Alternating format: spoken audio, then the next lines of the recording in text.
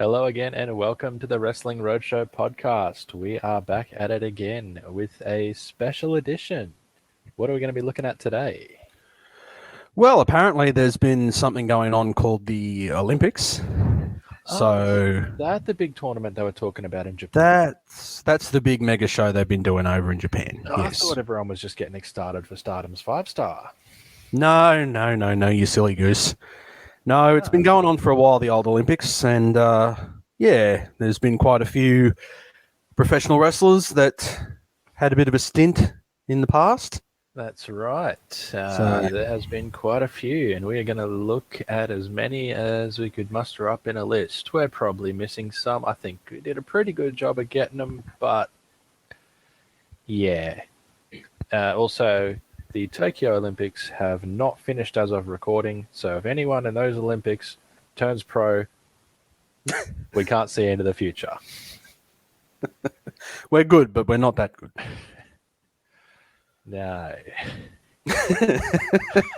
No. Anyway. We're not that good. Welcome. Thanks for downloading the podcast. All right, we'll see you next time. Guru. Let's get into it.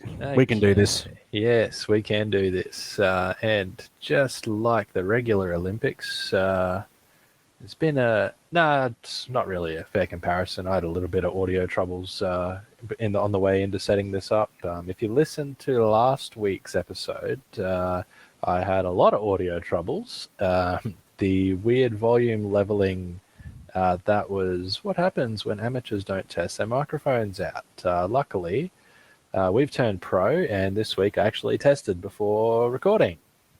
Oh, sensational. There we go. Okay. But yeah, there's been a lot. The more I look into the Olympics, the more controversies and bullshit there's been. I saw this morning about a Belarusian runner making a scene at the airport and ends up seeking refuge in Poland. It's a pretty ridiculous story. Okay, I did not know about this. Yeah, I'll give you a bit of an overview here with. Oh, excellent. Yes, so I am gonna botch this name. Ivan Koloff. No. Kristina Tsimanotskaya. Oh, I guarantee that's right. Gesundheit. Yes. No, she's a runner, and she represented Belarus in the 100 and 200 meter events. Then they've thrown her into the 4x400,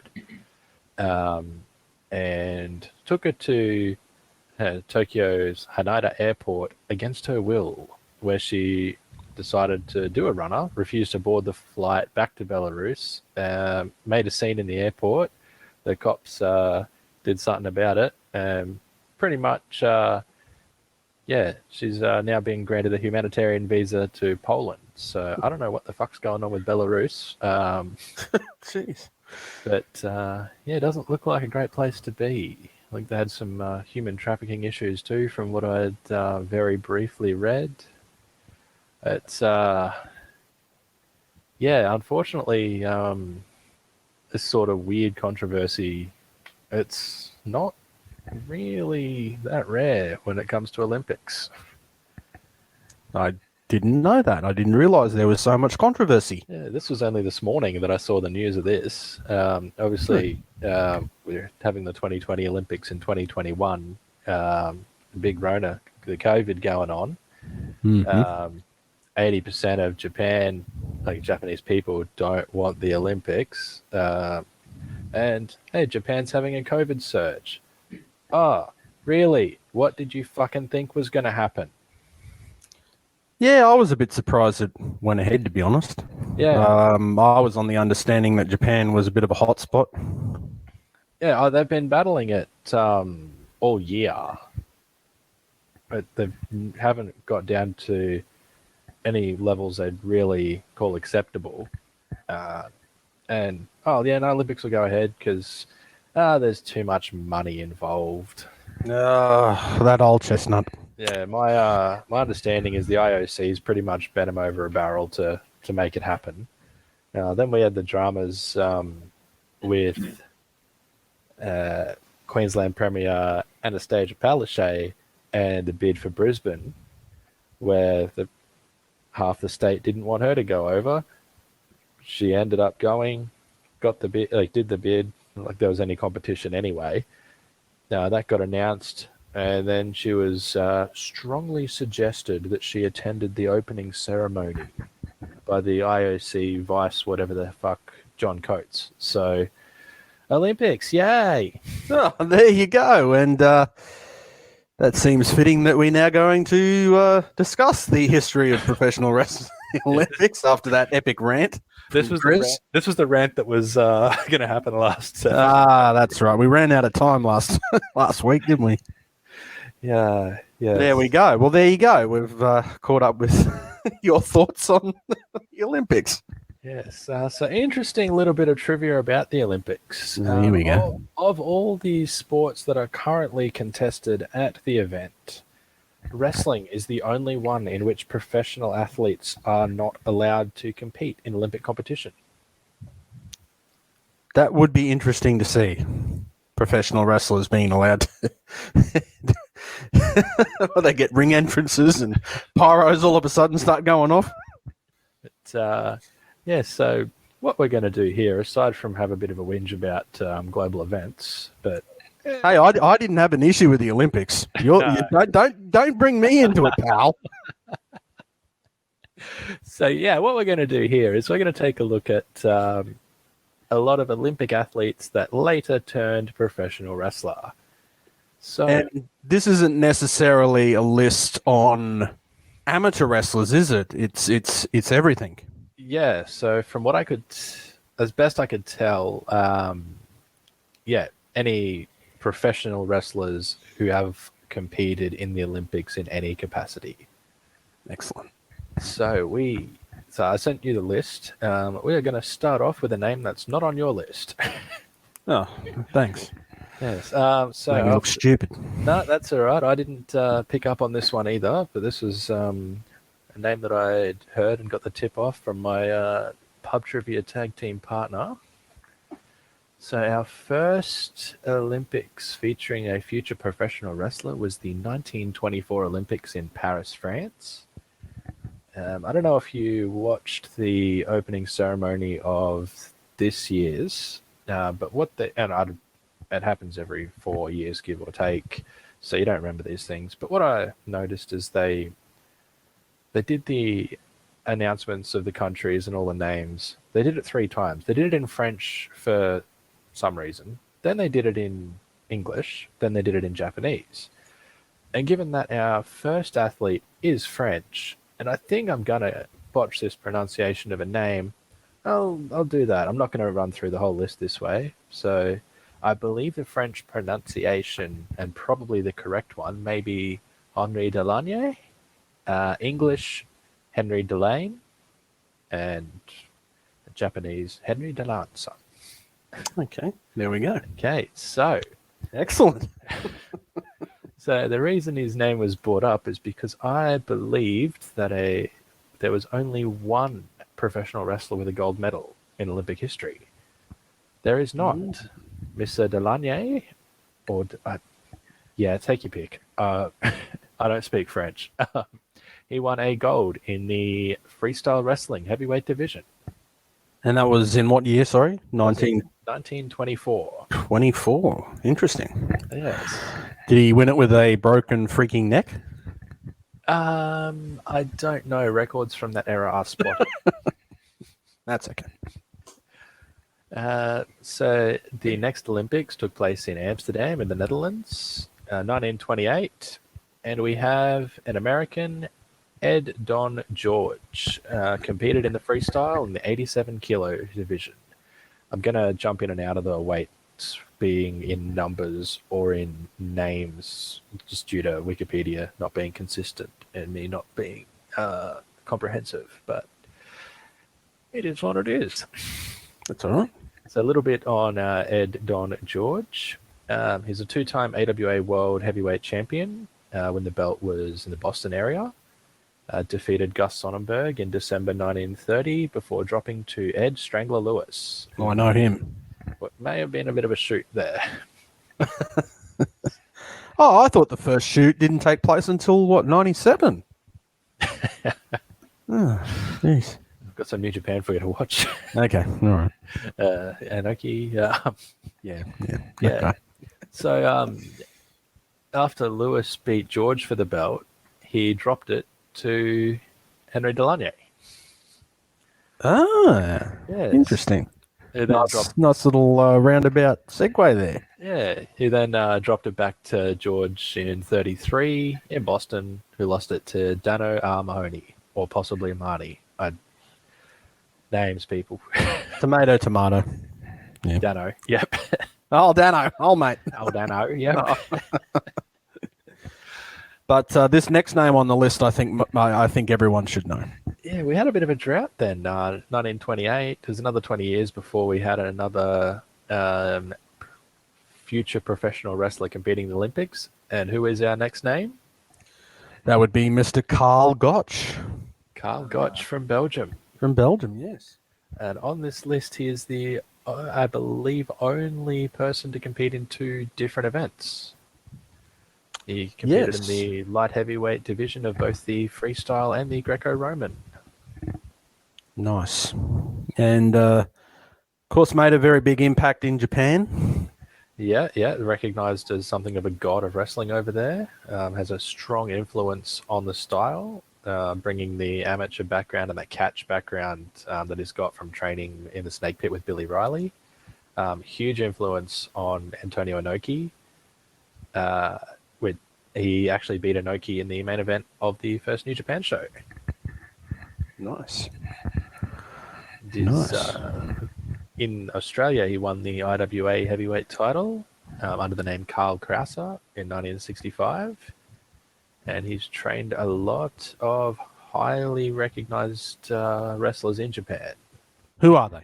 Hideki Suzuki, Hiro Matsuda, Satoru Sayama, the first Tiger Mask, Minoru Suzuki, Akira Maeda, Tatsumi Fujinami, and Yoshiaki Fujiwara, among probably many others. That's just a short list, I would imagine. Yeah, some of the higher profile, I guess. And Gotch being Belgium, I think he traveled through Germany at one point. German suplex comes from him. And Minoru Suzuki's Gotch style pile driver. A bit of a tribute there to the god of wrestling. Nice. And okay. So would it be safe to say he kind of started the ball rolling on Japanese wrestling? I think without Karl Gotch, we don't have strong style. Okay. So his influence is heavily in the DNA of New Japan. And I guess given the guys he trained, also on the shoot style, things like UWF, Pancrase, probably even into Pride, and I guess he's even influenced MMA existing just through the lineage of that. Yeah, definitely. Probably a few different directions where, from when he started to a lot of other different things happening, which could probably go back to Gotch. Yeah. So very influential wrestler indeed, Mr. Karl Gotch. So also, there's actually quite a bit going on at these 48 Olympics in London. We've got a few names down the list. Also in the heavyweight division of the freestyle was America's Dick Hutton. Yeah, did he? That name rings a bell. I'm pretty sure he became an NWA World Heavyweight Champion at some point. Correct. Defeated Lou Thez in 1957, then dropped it to Pat O'Connor in 59. Yeah.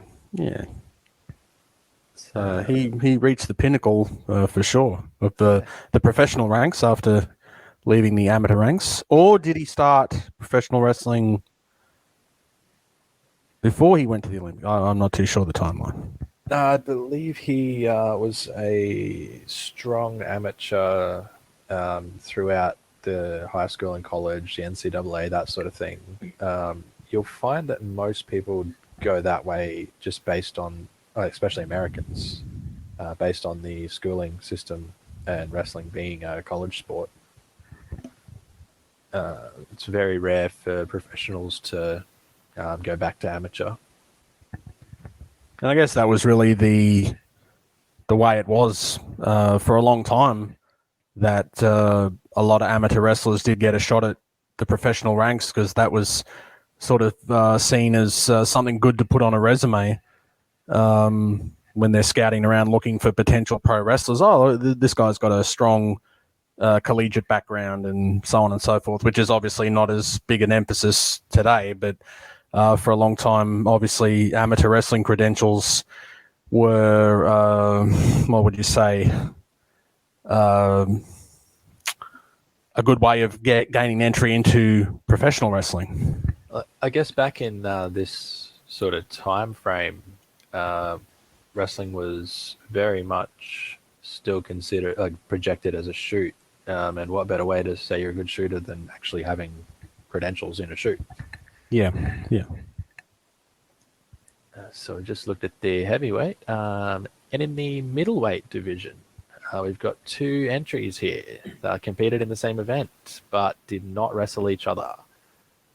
First of all, we have Canada's Mad Dog Vachon. I don't think he had that on the nameplates on the screen when it aired. Probably not. No. Probably not. But it was 1948. I don't know how much of that Olympics would have aired. No. Yeah. He starts getting the pine boxes out and doing those promos. No, I don't think any of that made the Olympics. I believe he also had the 2 feet back then. Oh, that's right. Yeah. I think it might have been a traffic accident that he lost his foot. Yeah. Yeah, I heard a good story about him from Greg Gagne. Well, Greg Gagne didn't tell it to me, but I saw it on YouTube. But about old Mad Dog up in the plane and certainly living up to his nickname. But again, probably a more calmer individual at the London Olympics.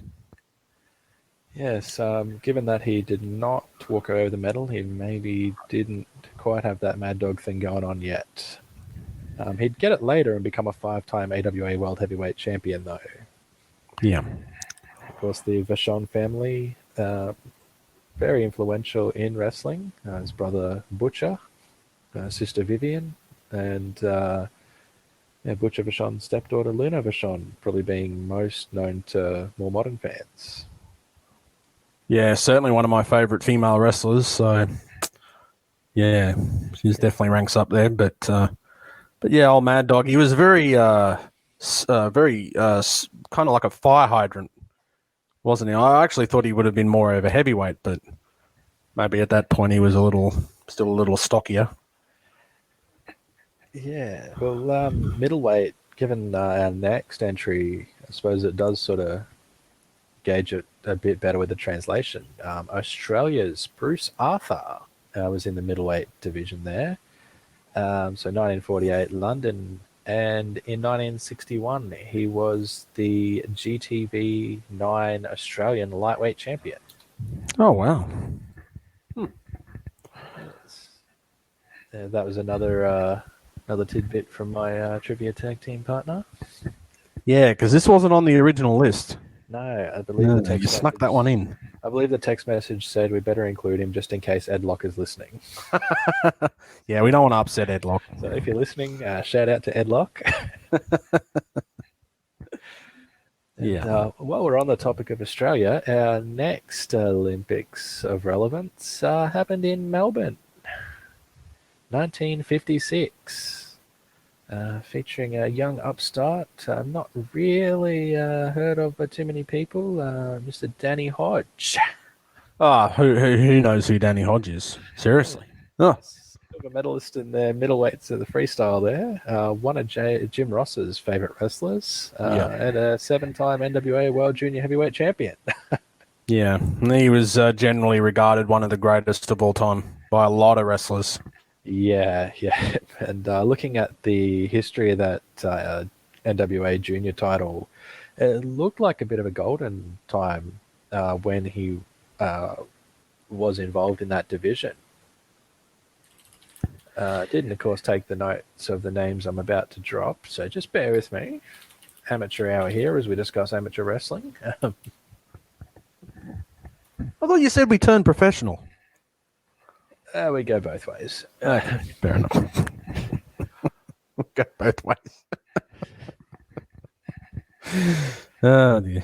Yeah, so around the Danny Hodge era, Angelo Savoldi, Gotcha's trainee, Hiro Matsuda, Sputnik Monroe, so Ken Mantell. So a lot of names in there that definitely had some cachet in history.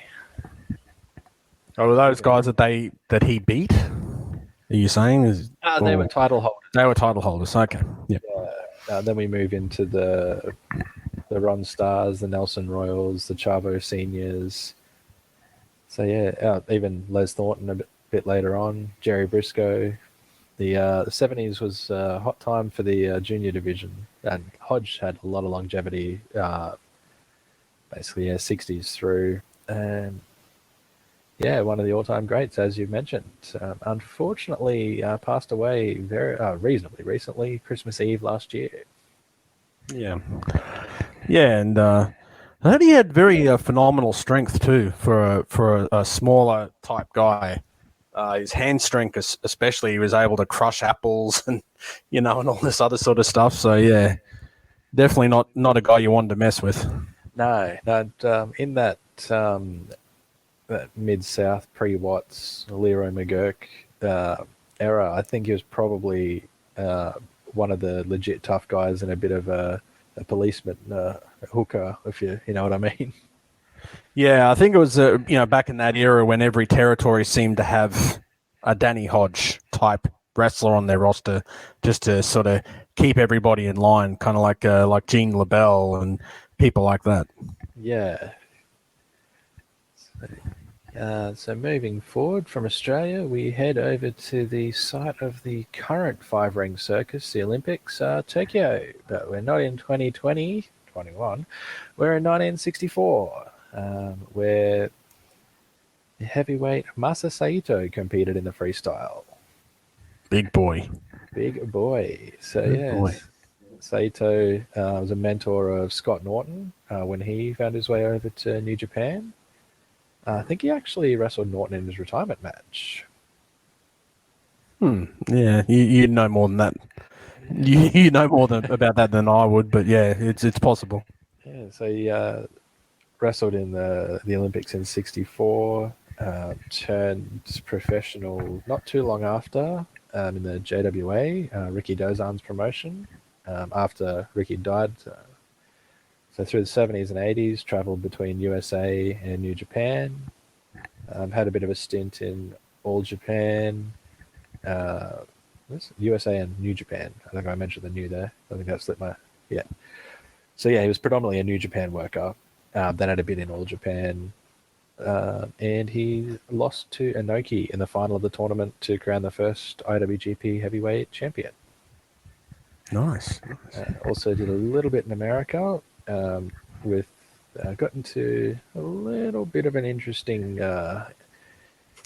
debacle with a name that'll come up very soon. But before we get to him, Before we get there, so we've just been in Tokyo, Japan, hotbed of professional wrestling. Now we go to another big wrestling city, 1968, Mexico City. We have an appearance in the 97 kilo division of Greco-Roman by Bob Roop. yeah, he's a guy I've heard his name mentioned many times. I think I've only ever seen one match where he wrestled Dusty Rhodes in Florida, I want to say. But yeah, heard a lot about him, but I'm not familiar with a lot of his matches. He challenged for the NWA title 5 times. One of those might have been against Dusty, but unfortunately for him, did not win it. Wah. Yeah, he wrestled in Australia a little bit too in the early 70s. And competed for the World Brass Knuckles title which is as 70s a belt as it sounds. Lost tournament final to Mario Milano. Interesting. I didn't know he wrestled in Australia. No, I thought he did. And then I've looked it up on AustralianWrestling.org. Get that plug in there. What an amazing website. Whoever runs that is just an amazing collator of information and useless facts. It's a fantastic website if you'd like to check out information up to about 2012, and you're okay with infrequent updates. And what's the name of that site? That is AustralianWrestling.org. There you go. There we go. So 1972, we're off to Munich. And Munich was a site of one of the darker moments in Olympic history. I believe that, I don't want to get this wrong. Doing that research on the air. Well, while you're doing that, this list you've given me looks like there was quite a good representation here at that particular Olympics. You've got 4 names here. Yes. Of future professional wrestlers. So a fair bit to talk about here. How did that compare to 48? I think that was 4 as well. 3 or 4, yeah, maybe. Yes. Yeah. So the 72 Olympics in Munich, in West Germany, there was a terrorist attack, which took the lives of... Oh, hang on. I'm not going to... Yeah, okay. Yeah, there were 17 people killed in that terrorist attack. 6 Israeli coaches, 5 Israeli athletes, 1 German police officer, and 5 members of the terrorist group, Black September. Yeah, I do remember hearing about that. Yeah. Pretty sad. So, I think that gets acknowledged every Olympics. That got a bit of an acknowledgement during the opening ceremony of Tokyo. Black spot in Olympic history. Yeah. But what isn't a black spot is the representation. Yes. So we have our first non-wrestling competitor here. So a professional wrestler, of course, but competed in the weightlifting at the Olympics. The biggest boy yet, 110 kilo division. This is, of course, Ken Patera. Yeah, and we were talking earlier about Masa Saito and the incident that happened with those two guys, putting a boulder through a Macca's, whatever it was, because they weren't able to get any food, and then I think they were in the AWA at the time. Yeah. And may have thrown a few cops around the joint and served a bit of time, but 2-year sentence. Yeah, so a little bit early. The McDonald's checks out. It was in Ric Flair's book. He talks about Patera. They broke in about the same time and trained together. And after they'd lift weights, they'd go to McDonald's and they'd just eat a bunch of burgers. And like Patera turned his to muscle, Flair turned his to fat. But it's a good story in the book there. Well, that's Flair's words, not my opinion. Well, Flair was pretty muscular for a time there until he had that airplane accident. So yeah, no, but just with the metabolisms, he just couldn't convert it at the same rate that Patera could. Yeah. But, Patera actually. The 1972 weightlifting he got in, but in 1968 he failed to qualify in the shot put.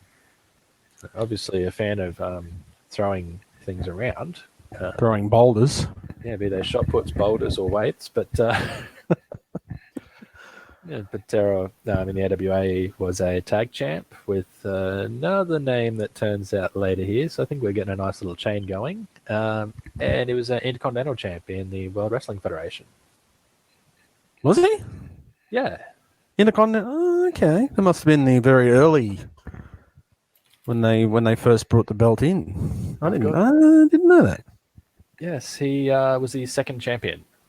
Okay. Beat Pat Patterson in a factual match in New York. Yeah, not in Rio. No. Okay. Then dropped it to Pedro Morales in New York. Okay. Yeah, was champ for about 8 months. He had a good initial run there. Yeah, I think he worked with Hogan a bit too. Yeah, feuding with Hogan and Andre. He teamed with Bundy and Stud, I believe. The big boys. Big beefy boys. Yeah, so Ken Patera, the first one on this list, not in here for wrestling. Yeah. There you go. He sounds like he was into a lot of different sports, old Kenny. Yes, but speaking of big boys, not quite the same weight division, but the 100-kilo Greco-Roman division. We don't just have a big boy. We have a jumbo boy. It's Jumbo Saruta. Jumbo is considered probably one of the greatest wrestlers in Japanese history. Personally, I put him top 10 of all time. He trained with Dory Funk Jr. He worked for All Japan Pro Wrestling through pretty much his whole career with the odd trip to America. His range is ridiculous. Throughout his career, he was having technical masterpieces with guys like Dory, Billy Robinson.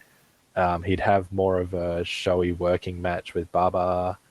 He'd work the sprints with Tenryu, Hansen, and then he could work the epics with Misawa, Kawada. All this over the span of a 20-plus year career. Yeah, not bad. Not too shabby. Yeah, between 1976 and 1989, he was winning Match of the Year awards from Tokyo Sports. So that's a long period to be that good. Yeah. He was also a 3-time. Oh, hang on, let's not mix that up. He was the AWA World Heavyweight Champion 1 time. He was a 3-time Triple Crown champion in All Japan, which was a unification of 3 of the belts. I think it was the PWF and 2 of the NWA belts. He was the first Triple Crown champion, and they retired the 3 belts in 2017, replacing it with 1 belt that represented the 3. Jumbo's name is on the current belt, so that's how important he is to the history of that. Nice. Yeah. And while we're chaining these names on, he also won tag belts with another name coming up later on. Excellent.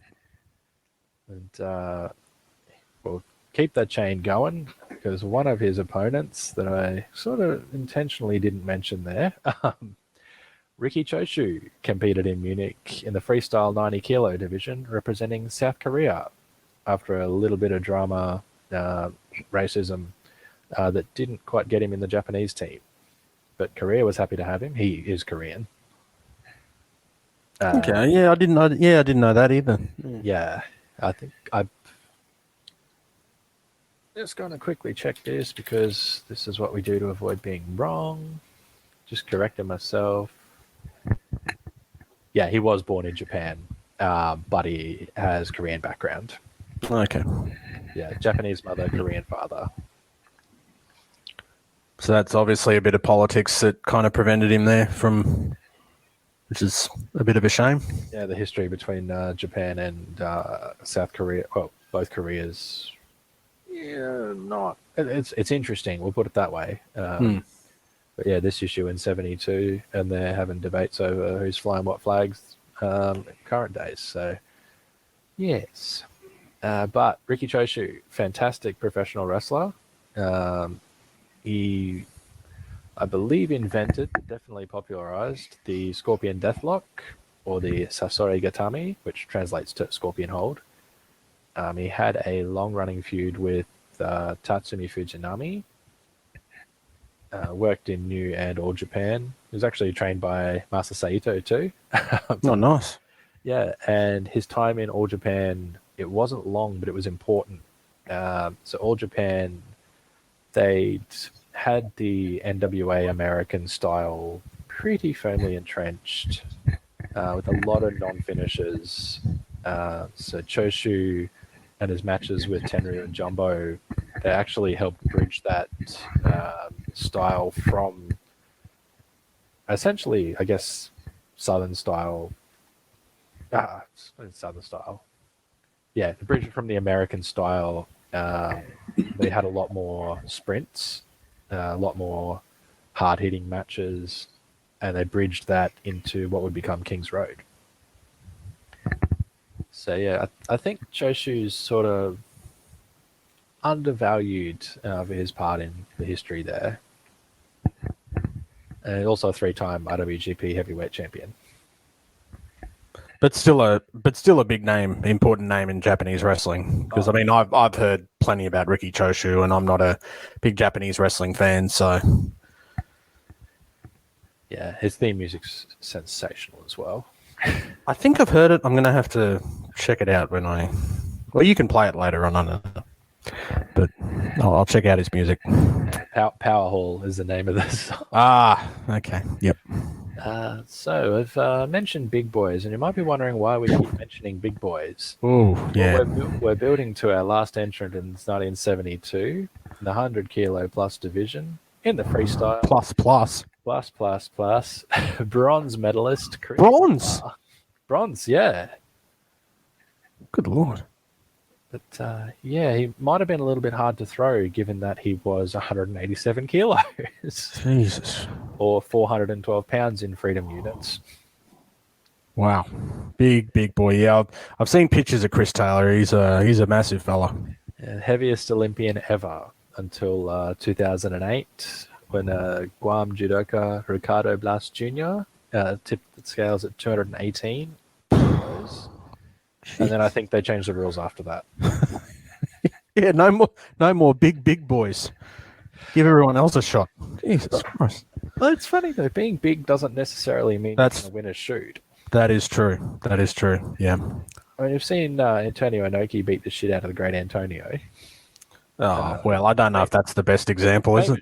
But, and one of the, I believe it might have been the first UFC match.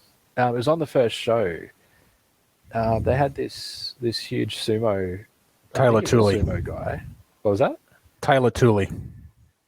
Oh, was that it? Yeah, Hawaiian guy. Oh, okay. There you go. Yeah. Well, yeah. You tell the story. You know what you're talking about. Oh no, I'm just saying. No.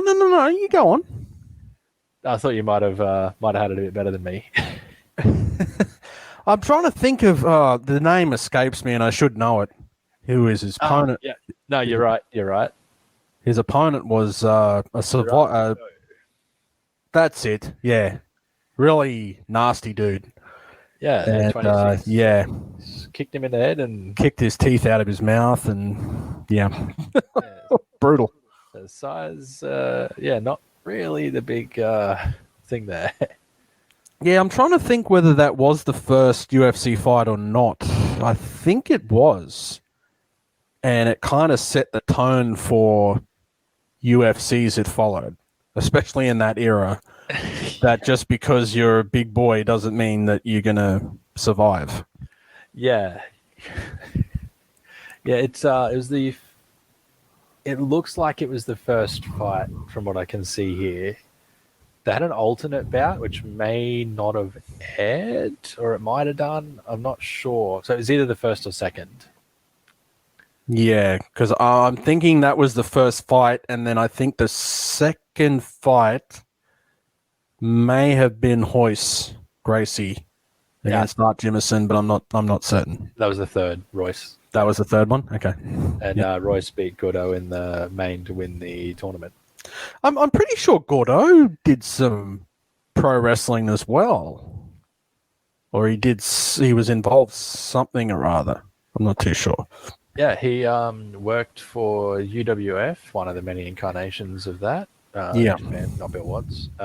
Rings, New Japan, 01. So yeah, he's been around a bit. No, I'm glad I got that right. Yeah. Yeah. Didn't compete in the Olympics though. Yeah, let's get back on track here. So yeah, Chris Taylor, big boy, wrestled in AWA for a bit. Yep. Wasn't really a big name, but yeah, has that record of being the heaviest until '08 and the heaviest in this list. I definitely want to see this Ricardo Blast Jr. now. Jesus Christ. But yeah. So yeah, we're moving on to 1976, the next Olympics here in Montreal. I don't believe any screw jobs happened at the Olympics here, but I haven't looked at it. It's all good. Don't worry. Just another wrinkle in the Olympic controversy, perhaps.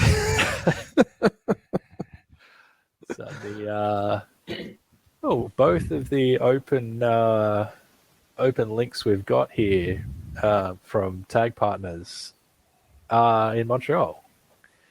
The first one being Jumbo Tsuruda's tag partner, Yoshiaki Yatsu, the 90 kilo freestyle wrestling. Yeah. And the only thing I unfortunately know about Yatsu is he did fight in Pride one time. Oh, did he? Yes. He fought Gary Goodrich and That rings a bell. got destroyed. Yeah. But I will say, it went to. I think it ended up with like the corner thrown in the towel or something, because Yatsu was just getting the living bejesus punched out of him. But yeah, he took some pretty mean uppercuts and did not go down. So he is a very tough guy. I will say that. But I know he's obviously had a much better career in pro wrestling. Yeah, so he competed in '76. Then he turned professional, teamed with Jumbo as the Olympians. That makes sense. That's clever. Yeah, they were the. So I mentioned before in Jumbo's bit about the Triple Crown being the unification of 3 belts.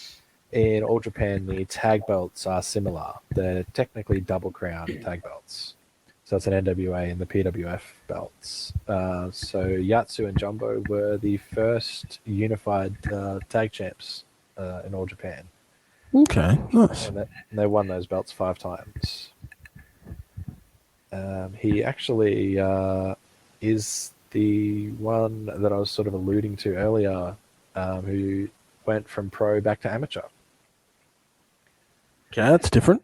Yeah, so 1986, he stopped working for All Japan, went back to the amateurs, won a Japanese national championship, and then the IOC called on, banned him from the Asian championships and the '88 Olympics because of his professional background, I guess. I was gonna say, oh, okay, that's not normally how it works, but okay, they did catch him out.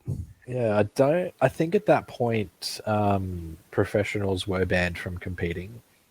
I think that changed in the '90s with the basketball. Yeah, like with the US Dream Team and Yeah.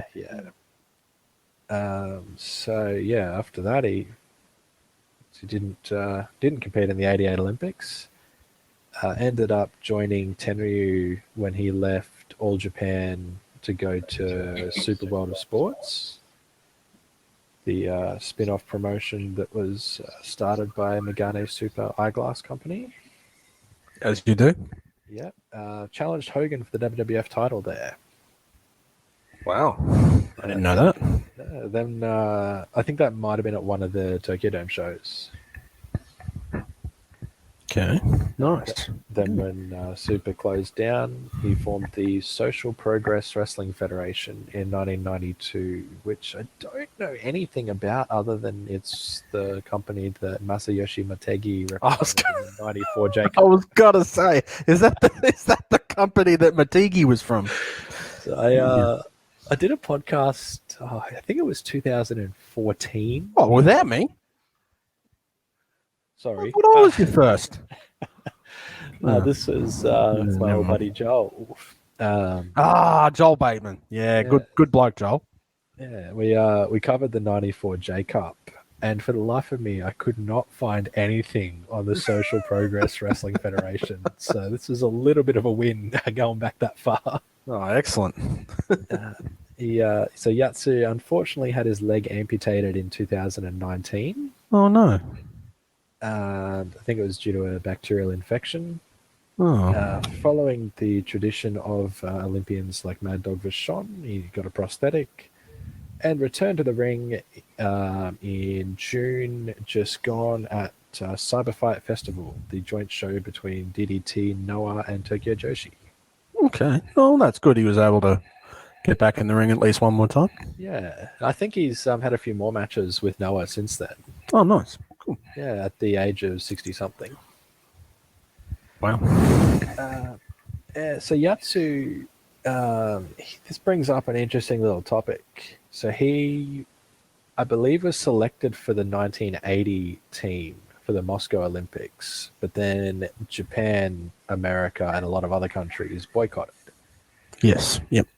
So there's a lot of people who, given the completely factual nature of professional wrestling and its complete lack of embellishment of any stories, a lot of people who claim that they would have competed in that Olympics if it took place. So I've got a few here that I believe the research said they were selected before the boycott. Yeah. So there'll be a few mentions here, but yeah, those that did Some that might be a little bit. How's your mother's? Is what you're saying. One of those is Kerry Von Erich, who he could have been. Is that for the discus? Yeah, throwing the frisbee for America. But I think there's a bit more to it than that. yeah, but I know what you mean. yeah, so it was. Oh, he would have made the team, but he didn't. Yes, Not officially, is what you're saying. Prosthetics, yeah. Yeah, so just getting that little bit out of the way there. So 1976, basically same Olympic record of got selected for Montreal, selected and then boycotted for Moscow. We have Ken Patera's tag partner, Brad Rangans. Now, this is a name you hear a lot, Yes, particularly when it comes to training wrestlers. I actually forgot about him until I was just perusing the WrestlingRoadshow.com and saw a profile about What a him. great site. Yeah, I saw this Vader profile, checked it out, mentioned old Brad, and I thought, I reckon he competed in the Olympics. So I looked it up, and yes, he did. 100 kilo Greco-Roman. Yeah, old Brad Rangans, I think, probably more noted for his training wrestlers kind of behind the scenes involvement. I don't think he was a particularly charismatic character, but he was a great wrestler. Yeah, I've not really seen much of him or seen much in the way of promotions talking about him. I think mostly I've ever only heard AWA. Yeah, he did go to Japan in the 90s and trained a few guys there as well with New Japan. But yeah, it's not. I'm yet to see his A&E special by WWE, if you know what I mean. With all due respect to Brad Rangans, and I thought he also did some work with WCW for some reason. He did. Yeah, he did do that. Yeah, but yeah, trained a lot of guys influential on Vader, Scott Norton. I think the times don't really match up, but I think I remember reading about him in Flair's book. But Stan Hansen as well. Basically, if you read a book from a guy who's been through the AWA in that point, they'll talk about Brad Rangans. Yeah. Yeah, I think he's pretty well recognized on the amateur side as well, just in terms of like Hall of Fames and that sort of thing. Yeah. So we have our last competitor in Montreal. So there's a few there as well. This is Bad News Allen or Bad News Brown, depending on what you watch. Yeah, I know this fella. Yeah, so he's another one that didn't compete in wrestling. As the 93 kilo judo, where he won a bronze. So, Yes, and it yeah, was pretty good too, from all accounts. yeah, tell us about the bad news. Well, I woke up with a headache this morning, and right. Um, yeah, I was a big fan of Bad News. Of course, I believe he started with New Japan Pro Wrestling, Trained by and Inoki. yeah, and also, and then went over for Stampede Wrestling, Stu Hart's promotion, and had one of the first ladder matches actually Oh, really? with Bret Hart. And then when Vince, now I'm trying to think. I don't want to get this wrong because I'm pretty sure I'm wrong here. I'm not too sure, but when I know when Vince first purchased Stampede, he kind of defaulted on the payment, so it reverted back to Stu. But part of the deal when he bought the territory was he had to sign some of the Stampede wrestlers. And I'm pretty sure Bad News was one of them, or he may have turned up a bit later. I'm thinking he turned up a bit later after Brett, Neidhart, Dynamite, and Davey Boy were signed. And he had a bit of a pretty good push at first, but then unfortunately it kind of dithered out by the end. But he was, to me, I always thought he was like a Stone Cold type character before Steve Austin came along. He sort of had the raised fist, and real didn't want any friends. He wasn't friends with the baby faces. He wasn't friends with the heels. He was kind of his own man, and never had a manager. And it was really only until the end of his run in the WWF they kind of put him in some tag matches and that kind of stuff. But my favorite memories of Bad News were probably at the Survivor Series. When inevitably they'd do some spot where one of his teammates would hit him, and then Bad News would go, forget it, and he'd just walk out on him. He did that at two Survivor Series. So I thought, why do they keep picking him in their team? They know he's going to do this, but yeah. But yeah, I was a big fan of it. About toughness and judo prowess. Yeah. But yeah, no, he had a good feud with Randy Savage, I remember, and that was kind of a bit Stone Cold as well because he made some comments about Liz doing favors for Jack Tunney, and it was a bit Attitude Era-esque in the 80s when a lot of that kind of stuff was, you didn't really hear that kind of thing. But yeah, no, I was a big fan of Bad News. Yeah, excellent. I haven't seen a lot of him, but yeah, you're talking me into it. Oh, get onto it. I think he was he Buffalo Allen in Japan? I think Buffalo Allen. Yeah. Yeah. I don't know if he used any other names, but apparently he hated the name Buffalo Allen. I get that. That was, I think it was like a fans, because he came in with a lot of fanfare, obviously, because he was, been in the Olympics and judo and all that sort of thing. And they did I think they did like a fan competition to, come up with a name for him. And some kid wrote in and said, Buffalo Allen. And so that's what they went with, and he hated the name, but yeah. Yeah, anyway, I'm done. I just noticed, just having a quick look at his little profile on Wikipedia, which is where I've sort of seen the Buffalo name. Just his bronze medal made him the first African American to win a solo medal in a sport other than boxing or track or field. Oh, nice. Nice. So a lot of qualifiers there, but he achieved something there. Yeah. Yeah, he definitely he had a good run in pro wrestling, probably more so in Japan. I think he preferred Japan more than in America or anywhere else. Also appeared in UWFI as well. So. Yeah. He studied at Nihon University in Japan, so that might explain his affinity for the country. Yeah. And I think he just had a lot more respect for the way the Japanese did things and the way Inoki did business as opposed to McMahon.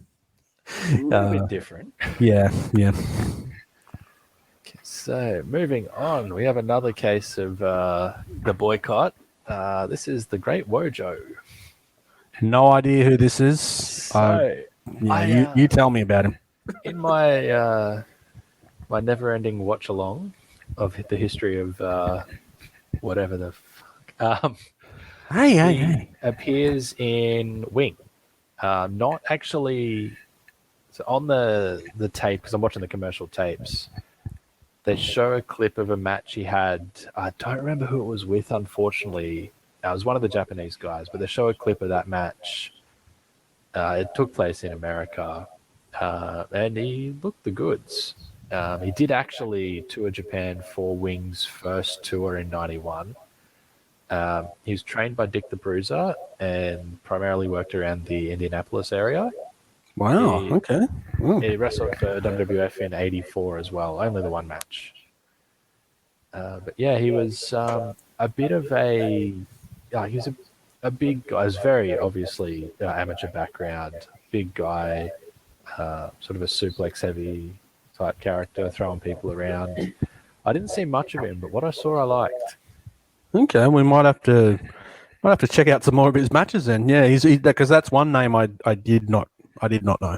Yeah, yeah. So And Wing, Wing, of all companies, Wing can lay claim to having had once, well, kind of almost had an Olympian on their roster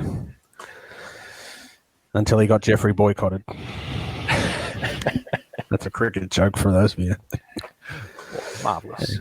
Oh, yeah, super stuff that. Yeah, anyway, carry on. Okay, so 1984, where we had boycotts, but it was the other side of the world boycotting, the side that doesn't really have a lot in the way of professional wrestling scenes. So, yeah, that was the 1984 Olympics in Los Angeles, in the US of A. So only one competitor on this list from those Olympics. That was Hiroshi Hase. There's a name, you know. There's a name. Yes, the former, I think it's the Senate member. Did quite a bit. What is he? He's the member of the House of Representatives of the National Diet, which is the Senate. Worked for New Japan, All Japan, primarily for New Japan, where he was there or thereabouts in the cards. Yeah, he worked the WCW Super Shows as well. As part of New Japan, two-time junior heavyweight champion, four-time tag champion. Yeah, just really one of the mainstays of New Japan through the 90s. Yeah, I've heard his name quite a bit, so I haven't seen a lot of matches, but yeah, you're right. He definitely was a kind of what would you say, like a middle of the range type wrestler. Yeah, just always solid. You've heard of the Muda scale? I have not. So it's basically there's a match between Muda and Hase where Muda bled a lot. So like for a time there's a comparison of blade jobs in matches. It's like I get you meaning. Muda scale. Yeah. Yep. I understand what you mean now. Yep. Yeah. And then Hase went to All Japan in the late 90s. And yeah, it was just sort of there or thereabouts there as well. Okay, nice. Yeah, probably one of those. I'm probably not doing him justice. He's You're going to get some Hase fans writing in soon. Podcast at WrestlingRoadshow.com. But I think it was pretty highly regarded in the business in Japan. Yeah. And then we go to 1988 in Seoul. Another judoka, the 95 kilo plus bronze medalist, Grigory Verechev from the Soviet Union. Yeah, I can't say I know this name either. So you're going to have to enlighten me. So Wing had Wojo, FMW had Verechev. So FMW originally, well, I guess the whole time, Frontier Martial Arts Wrestling. before they got the death matches, they had a lot of martial arts versus wrestling, different style fights. And Verichev was one of those guys. He worked against all the FMW guys. Was pretty well received by fans over there. He looked like he'd was straight up a fighting game, a video game. Looked like a Russian martial artist. But he's well regarded. I think he had a good match with Anita. I think he won the top title there as well, whatever that was at the time. Probably the Brass Knuckles. I like him. Oh, well, there you go. As long as you like him. Yeah. That's all right. So then we go to 1992. We're off to Spain in Barcelona. So we have actually 3 entries here, all from Japan. First one, 95 kilo judoka, silver medalist, Naoya Ogawa. He made his New Japan debut in 1997, replacing Ken Shamrock in a match against Shinya Hashimoto for the IWGP title. Hashimoto and Ogawa had a very long feud. It was mainly done as an attraction in the different style fights. They had a bit of a shoot incident in 1999 where Ogawa just basically beat the shit out of Hash. They kind of been too big of a deal because they worked angles afterwards. He joined him in 01. He won the NWA World Heavyweight title as well. Admittedly, that's probably not as big of an achievement as when Dick Hutton did it, but yeah, my memories of Ogawa were from mixed martial arts, so he crossed over and did some Pride stuff. He had I'm gonna think I'm seeing here that he got the silver medal because basically he had some fights with Hidehiko Yoshida in Pride that a lot of people were interested in. It was like a main event on the big shows. And so I'm wondering whether it was Yoshida that beat him, or something or other, or they came up at the same time, and it was a really big deal in Japan. But yeah, I know Ogawa had some high profile fights over there. Yeah, he won his first 7 MMA matches. His first loss was just have a look. Just all over the place here. Yoshida won the 78 kilo gold. Whereas Ogawa was in the 95 kilo. 95, yeah. Different weight divisions. Yeah, But okay. same Olympics, so I can see why people were getting keen. So his first loss was to Fedor Emelianenko, who I think is considered one of the MMA greats. Fedor Emelianenko, yeah. Everyone lost to Fedor at that time. Yep. Yeah. Big fan Fedor. Yep. Hey, What? what? Yeah, so I guess, as you said, everyone lost. But, Ogawa, it's interesting. A bit of history there. Then we move on to Taman Honda in the freestyle wrestling, the 130 kilo division. Big boy. Another big boy. He almost joined All Japan in the 80s, which you'll note is before 1992. You know what? You're right. Yes. You'd have thought. That's the type of unique insight that you get here on this podcast. Scintillating repartee. Yeah, but a guy who almost turned pro but decided Before to he- stick with amateur. Yeah, right. Yeah, didn't win a medal, but he got to the Olympics. That's more than most people. Yeah. But then he did join All Japan after that fact, predominantly worked in the undercard, joined pretty much everybody in 2000 with the Noah Exodus there. Yeah, won the tag titles with Kenta Kobashi twice. Yeah, there or thereabouts. There you go. And our last Barcelona competitor in the 100 kilo freestyle. So we got a lot of representation in that. We have Manabu Nakanishi. Kurosawa. There we go. which I only found out like, not that long ago. But Really? I like to insert that into things from time to time. Yeah, he's for a time there he was booked quite well in WCW. He was, yeah. They did a big angle with him. Road Warrior Hawk, where he broke his arm, and yeah, they really put him over for a time. It was kind of, and he was kind of separate from the other Japanese wrestlers that I thought was kind of interesting.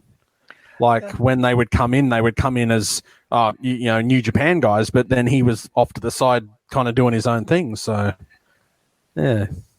Yeah, I think they might have had some plans for him, but it didn't really eventuate. Definitely one of the beneficiaries of that working relationship between New Japan and WCW. Yes. Yeah, I was a fan. I liked him. Yeah. No, I liked him as Kurosawa, even in his later career, because he only retired February 2020. Yeah, I know it wasn't that long. It wasn't that long ago. Yeah, maybe a little bit before, but there was a string of retirements there: Liger, Nakanishi, Iska. I still maintain the world went to shit after Liger retired. It did, because after Liger, COVID, everything. Yeah, had the privilege of seeing Liger's last match too. But we're here to talk about Nakanishi. He wasn't at the Olympics. No. He should have been, though. He might have been. I don't know what He could. You're right. He could have been. Yeah. In swimming or something. Yeah. Synchronized swimming. So Nakanishi is part of what's considered the third generation in New Japan. So that refers to trainee classes. So other members of that generation are Yuji Nagata, Hiroshi Tenzan, and Satoshi Kojima. Gee, not a bad class. Yeah, so those guys worked with each other. The three that are left are still working with each other. Nakanishi and Nagata, they've had a few matches of note against each other. The four generally teamed a lot in New Japan in the undercard towards the end, and it was just a good nostalgic act. But nostalgia aside, his actual career, he did a bit too. As a 3-time IWGP Tag Champ and a former IWGP Heavyweight Champ. He beat Hiroshi Tanahashi in Korakuen Hall, the only title change for that belt in Korakuen. You would have loved to have been a fan that rocked up to that show. Yeah. A lot of people generally say it's a bit of a thank you reign, given it was 2009. He only had it for a month, then dropped it back to Tanahashi, but still a big achievement. Kind of like the gold watch for 20 or 30 years service. Yeah. He did win a G1 Climax tournament as well, so it's not like we're talking about some scrub here. Yeah. Then 1996, Atlanta. We're back to America. And American athlete Kurt Angle won a gold medal in the 100 kilo freestyle, allegedly with something of a broken freaking neck. Yes. Yeah, well, I don't know much about this guy. You're going to have to do some background on him. Yeah, no, he competed in Japan for a time. Will you be serious? Well, I suppose he did. You're technically correct. I think he did a few things before Japan, though. Before he worked for Onita and did the Olympic. He worked for ECW. He turned up for ECW as well. Yeah, that didn't turn out so well. No. That almost turned him off professional wrestling for good. Of all the nights to do a crucifixion angle. Yeah. So, Angle, not crucifixion. Kurt Angle winning the gold medal. He had a bit of a rough run there. His coach was murdered in the lead up. Yeah. His dad died when he was young, so he'd sort of looked at his coach, Dave Schultz, not that one, looked at him as a bit of a father figure, and then the owner of the training facility, John DuPont, killed him. Yeah. So that's a bit of a wacky thing to deal with, especially when you're leading into an Olympics. But and then with the broken neck, Yeah. they Yeah. overcome quite a bit there. Yeah. Foxcatcher is a great movie. Not that Kurt's in it, but yeah, that is a good movie with Steve Carell as John DuPont, who you you look at it on paper and think Steve Carell. Hang on, what?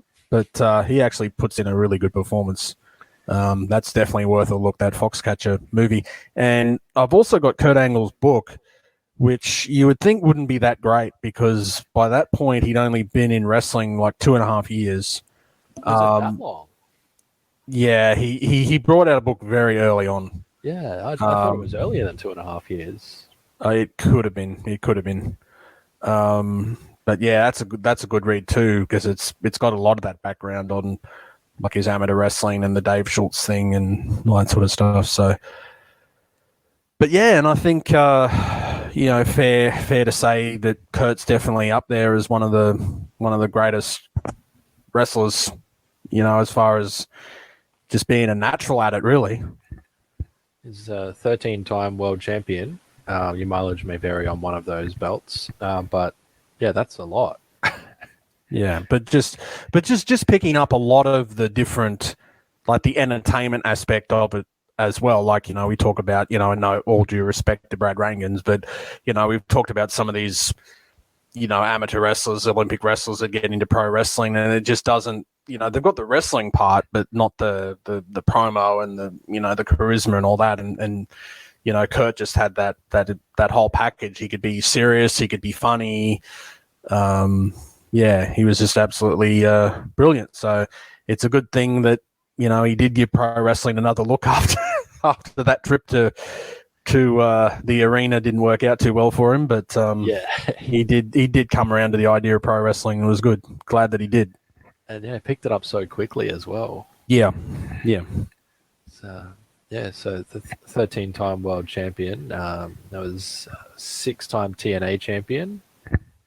One-time WCW champion, which I guess wasn't in WCW, but he's a one-time IWGP third belt champion.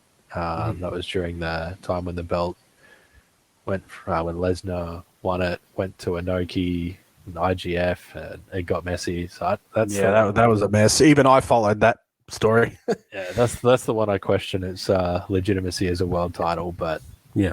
the one-time world heavyweight champion in WWE and a 4-time WWE champion because the company needs to have multiple world titles. But that's a whole other argument. Is the first wrestler to win both the WWE and TNA Triple Crown achievements, the top title, the secondary, and a tag title. And until I think it might have been April, he was the only wrestler. Until AJ Styles did it as well. And, So you're saying he's had a good run? yeah, he'd done a thing or two in his time. 2012, he was another one who tried to go back to amateur. The rules had changed then, so he wasn't cut off by the IOC. He was training for a comeback for London. They got a knee injury, and that cut his comeback short. But he was sort of like honorary coach of the team, so he got acknowledged there. Nice little moment. Yeah, I think he was also, there was some talk about him trying to go for a run in the UFC, which I'm not sure whether that was serious or not, but there was a thought put out there. Yeah, it'd be interesting to see how he would have gone in 2012 Olympics or UFC at that point, because his body was shot. Yeah, I don't think it would have been a good idea. I'm glad he didn't do it. Yeah. That's all I can say. Might have tarnished the legacy a little bit there. Possibly, yes. An occasional opponent of Kurt Angle was also at the Atlanta Olympics in '96, though he wasn't an opponent there, given that he was in the 108 kilo weightlifting division, not the freestyle wrestling. This is the world's strongest man, Mark Henry. Yeah, and considering what they did to him, it's amazing he had such a long career. the world's strongest man, not coming off his Olympic achievements. That's coming off later achievements because he did not medal. But yeah, he was there forever. Yeah, and I think, well, so yeah, 96. So yeah, it's around that time when WCW was making that serious push. And I think the idea was, oh, he's a Olympian. We'll sign him to a long contract for a lot of money.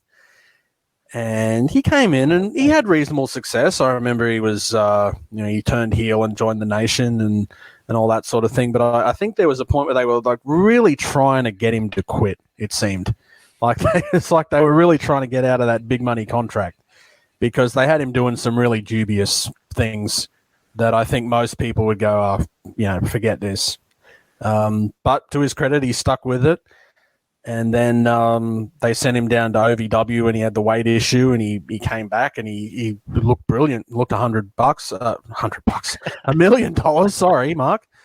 Made him look $1 million and, kind of reinvented himself after that. And he's still in the business. He just recently left WWE and doing AEW. But yeah, he's had a really long run. Did you think when we started talking about Olympics and Olympic athletes that we'd be talking about sexual chocolate? No. It's not something. He clearly didn't go to Japan like a lot of other guys did. It's taken a turn here. And but they had him doing some really and it was in amongst that Attitude Era, so it was just chaos. But he stuck with it long enough to get a bit of a payoff. It's sort of reminiscent of the Nakanishi sort of thank you run later in the career. He was world heavyweight champion in 2011. Yeah, and I remember that promo. I don't know if you ever saw the promo where he came out on, I think it was on Raw, and he said he was going to retire, and it was just really emotional, and people were like, and then like John Cena comes out, and then Mark Henry just beats the piss out of John Cena. And just says, "Yeah, have you seen it?" Or I haven't seen it, but I remember hearing a lot about it when it happened. Yeah, and it was just brilliant. He's like, "I'm not retiring," and it was like, but it was just one of those great promos, and I became a fan eventually of Mark Henry. He was good. He, I think it was about 2006. He started doing. He was a lot more serious then. Then about 2011, he started inducting people into the Hall of Pain, which was looked upon as a pretty good booking. And it was around that point that he really, hang on, he's a top guy. And that was when he won the world title. Yeah. And now earning big bucks over in AEW. Yeah, I don't believe he's done anything as of yet. But I did see something about him being on the commentary team for the new Rampage show. Yeah, that starts next week. That's next week. Okay. Yeah. Yep. So interesting to see how that goes. Apparently, he's been doing a lot of radio over the last couple of years, so that should bode well for him talking. They've got a cast of thousands on the commentary team.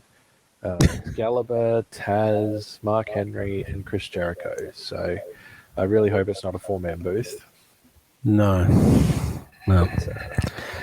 Curious to see how it goes. Yeah. And, so our last competitor at Atlanta, in the 57 kilo boxing, bronze medalist Floyd Mayweather Jr. I didn't know he. Yeah, I didn't know he did. Yeah, I didn't know he'd gone to the Olympics. So yes, and had a blink if you miss it. Blink and you miss it. WWE career as well. So I feel like this is a bit of filler. I don't think his accountant missed it though, because he earned $23.8 million for that match with Big Show at Mania 24. Yeah, which was good, I think. Yeah, I guess it was good for a non-wrestler. Yeah, it's obviously Mayweather. A lot more known for his boxing career, greatest win-loss record of all time at 50-0. But yet still got the bronze. Yeah, well, he wasn't that good yet. He lost to someone. Yeah. Yeah. I don't know if they come back to get him later, but Yes. Doesn't sound like it. So we've got a few countries represented here. Our next name on this list is the first one from this country. So 2004 Athens Olympics, representing Guam. We have Jeff Cobb. He was in the 84 kilo freestyle division. I don't know if you've ever seen Jeff Cobb, but I struggle to get my head around him being 84 kilos. Yeah, I have seen a bit of Jeff Cobb. He's a big boy, very strong. If I'm thinking of the same guy, Yeah. he was. I think the first time I saw him when he was in Lucha Underground. Yeah, He was champion there. he was the boss character in Lucha Underground the first season. Yeah, I think. And yeah, I've seen him in bits and pieces stuff like in New Japan and things like that. And yeah, I rate him. He's had some quality matches in New Japan. His match with Shingo Takagi this year, I think it was a Wrestle Kingdom. It was sensational. Like when you're watching those matches, and you're like, "This is a good match," and then you hit that bit where, like, you're just getting excited. It just the match takes you to where it needs to take you. That's what sort of match it was. Kind of like when it goes from good to great. Yeah. So Cobb's definitely got the ability to have great matches. I'm not sure what's going on now, but he just turned heel and joined Osprey's group. But then Osprey's not there, and I'm not watching. So yeah. But yeah, Jeff Cobb representing Guam also carried the flag. How many would they have had from Guam? Well, it wouldn't have been a huge amount. Yeah. So I'd assume that he probably was the flag bearer. Yeah. But good on him. Yeah. I haven't done it yet, so who am I to judge? The flag bearer for the Wrestling Roadshow podcast. There you go. There we go. Yeah, and also world champion in PWG. I guess that belt's technically a world title. It's been defended in different countries. May as well be. With what they're calling world titles these days, I'm sure. So, we move on to Beijing, China, 2008. The 70 kilo women's judo. Bronze medalist Ronda Rousey, the only woman on this list. Yeah, and I didn't know that either, so. Yeah. So she actually had quite a prolific judo career. Won a lot of stuff throughout that decade. Then obviously went to UFC, where she's most known for. She was the first women's bantamweight champion, and the first female inductee to the Hall of Fame there. She's probably the most well-known female mixed martial artist. Yeah, I'd agree with that. Yeah, had a great run until she lost her first match and sort of fell apart then. Yeah. Yeah, then turned to professional wrestling, of which she was always a fan. Rowdy Ronda Rousey, a name she used with permission from Rowdy Roddy Piper. And she wrestled in the first ever women's main event of WrestleMania. So she's done a few things. Yeah, she's the Raw Women's Champion because you need 2 belts. Of course. And probably after listing all these achievements here, probably not such a big deal, but yeah, she was Rookie of the Year 2018, which I think is actually a huge deal given the competition. Yeah, and obviously, it was a good transition from UFC. She obviously, like you said, she was a big fan, so yeah, she didn't sort of go into it thinking, "Oh, now I'm going to be an actor, just to make a bit of money." She did take it seriously, so yeah, she was there for about a year, and then hasn't really come back since then. But no, she's living her best life, just hanging out, and probably doesn't need the money. So, as you and I can attest to, life can be better once you get out of wrestling. Yeah. Yes, but that's a podcast for another time. I just mentioned getting out of wrestling. Next athlete here is someone who's just recently got into wrestling. Yep. 2012 London Olympian. Actually, the first Englishman on this list too. Yep. Anthony Ogogo. Yeah, I don't really watch AEW, so I can't attest to know too much about him. I think he's had about 3 matches. Yeah. He's running with the boxing, so he's throwing punches. Yeah, like a boxing gimmick with uppercuts, and it's like the finish move or something. Yeah, he's not too bad from what I've seen, but he hasn't really had a chance to do too much. He wrestled Cody at the last pay-per-view, and it wasn't too bad. Also, bronze medalist. I probably should have mentioned at some point in there. I feel that's kind of important. He won a medal, and we're just passing over it. Who cares? Yeah. He competed in the reality show Strictly Come Dancing. Oh wow! Don't know how that compared to the Olympics. And the reason he retired from boxing is because he is legally blind in his left eye. Oh, Yes. there you go. He was one of the very first AEW signings as well. Was he? Yeah. Oh, okay. They've trained him and he's only just recently debuted. Oh, so he was one of Cody's guys. Yeah. The Cody trained. Okay. Hence the pay-per-view match with Cody. Well, yeah. Yeah.